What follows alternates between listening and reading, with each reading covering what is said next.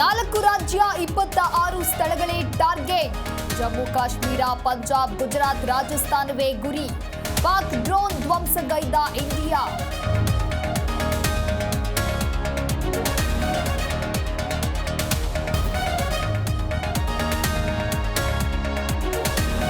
ಪಾಕಿಸ್ತಾನದ 8 ಏರ್ ಬೇಸ್ಗಳು ಧಮ್ಧಮಾರ್. 7 ಸೇನಾ ನೆಲೆ, 1 ರೆಡಾರ್ ಸೈಟ್ ಉಡೀಸ್. ಭಾರತದ ದಾಳಿಗೆ ವಿಲವಿಲ ಎಂದ ಪಾಕ್ ಸೇನೆ.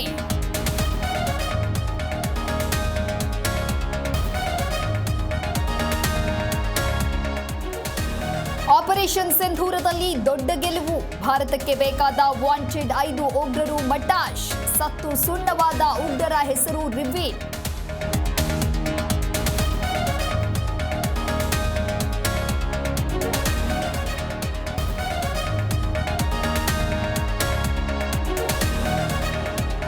ಚಾರ್ಧಾಮ್ ಮೇಲೆ ಪಾಕಿಸ್ತಾನ ಕೆಂಗಣ್ಣು. ಯಾತ್ರೆಗೆ ಹೆಲಿಕಾಪ್ಟರ್ ಸೇವೆ ಬಂದ್. ಪ್ರವಾಸಿಗರಿಗೆ ಕಠಿಣ ಎಚ್ಚರಿಕೆ ನೀಡಿದ ಉತ್ತರಾಖಂಡ ಸರ್ಕಾರ.